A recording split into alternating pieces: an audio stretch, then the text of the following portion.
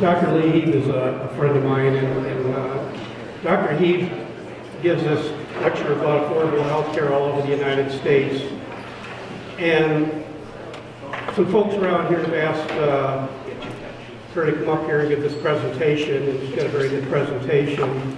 I'm glad to see that people from all walks of life have showed up. I'm going to just tell you a little paragraph about Dr. Hieb and then turn it over to her.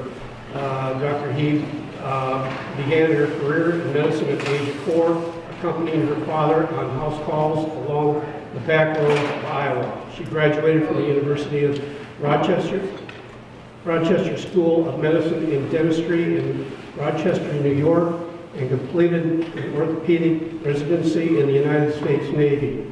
After serving as a general orthopedic surgeon stationed with the Marine Corps, she returned to Rochester, where she was the only woman to be appointed as the Louis A. Goldstein Fellow of Spine Surgery. Dr. Hieb has been in private practice for over 20 years, and this experience has led her to become an outspoken advocate of free market solutions to health care.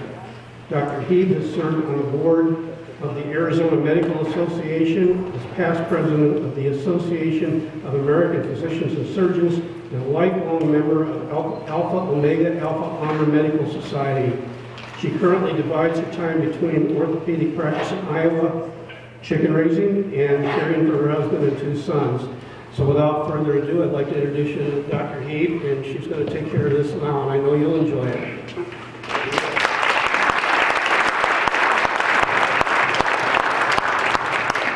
Thanks very much for coming out tonight. And this is actually going to get a double whammy here. I'm going to give you the 30,000-foot overview on why you really don't want government involved in your health care. And then it just happened that my friend Ralph Weber is here from Tennessee, and he's an insurance expert. He single-handedly stopped the Obamacare exchanges in Tennessee, but he knows this stuff. He knows what Obamacare is and what it's going to do to you. So he's going to say a few words about that, and he comes like Mark Stein. He's totally undocumented from Canada, so he's also going to talk to you about Canadian health care. Government medicine is hazardous to your health. As you heard, I'm the past president of the Association of American Physicians and Surgeons. Now, I know you've heard of that other organization that has 3 initials in its name. We're not they. We are the guys fighting for liberty in medicine, and we've been the voice of private practice since 1943. When you hear about us on the news, because we have our members on Fox News and various places. I was on John Stossel. That we show up, but they always kind of marginalize us as kind of the kooky lunatic fringe of medicine. So I'm going to tell you what our kooky lunatic fringe ideas are. First, we believe that medicine is between a doctor and a patient, not between a doctor and a government bureaucrat and a patient. And our second belief is that we believe in the Hippocratic Oath. And the Hippocratic Oath means that I, as a physician, treat you as an individual. I don't worry about some big universal collective out there. It's not for the good of the state, but it's for the good of you that I practice medicine. That's our kooky lunatic fringe beliefs. Now, I don't know about you, but I'm kind of tired of hearing these pointy-headed guys in Washington tell me what lousy health care we have in America. If you believe the World Health Organization, we rank 27th, isn't it, Ralph? 27th in the world, or 37th, behind the Sudan. Really? Behind the Sudan? Now, all you need to know about quality, don't listen to what the politicians tell you about quality, just watch where they go when they can vote with their feet. We've caught 2 prime ministers of Canada, Danny Williams, one of the last ones, and maybe more that we didn't catch, sneaking across the Canadian border in the dark of night to come here for their health care. If Canadian universal government-run health care was so great, I just asked you, why didn't they stay home? When the Sultan of Brunei needed his health care, he didn't go to France or Sweden or England or any of the darlings of the big government set. He came here to MD Anderson, I know because my friend took care of him, because he knew that his survival depended on it. Now, it must have just killed him to publish this article, but a few years ago in the Lancet Journal of Oncology, the British Cancer Journal, they looked at survivability of cancer in the 15 top Western industrialized nations.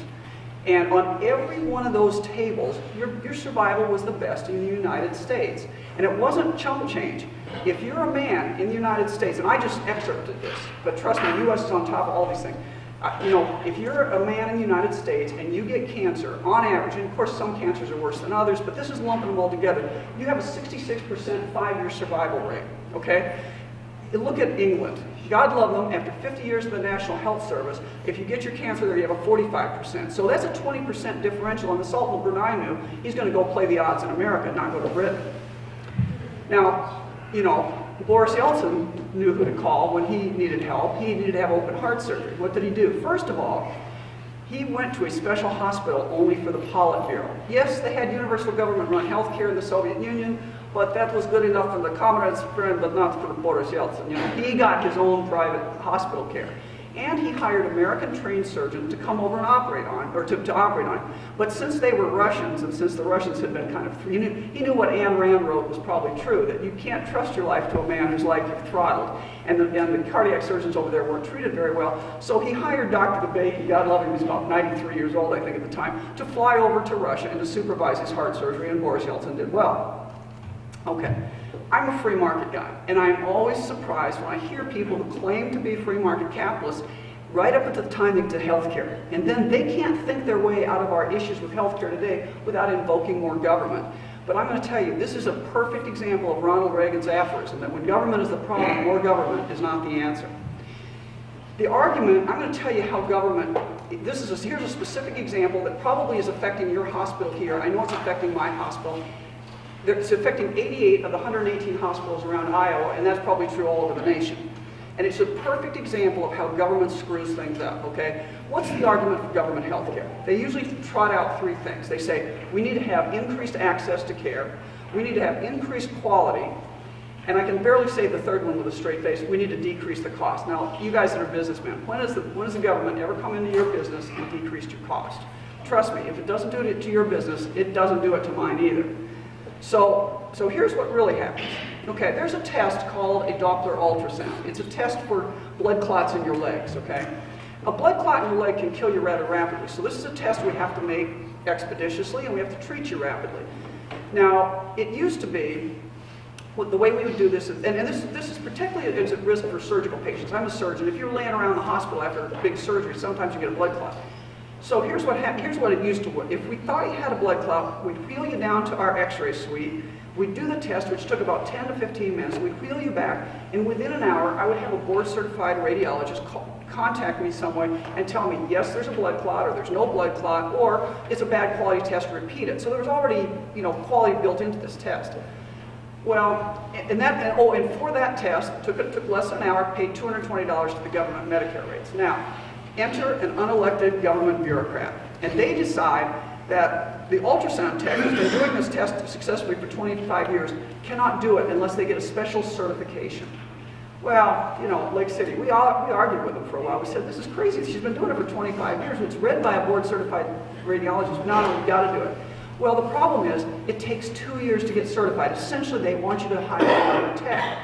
But there aren't enough ultrasound techs to go around, so we don't have anybody certified to do this test. You might be in the same boat here in Spencer. I know a lot of hospitals are in this boat.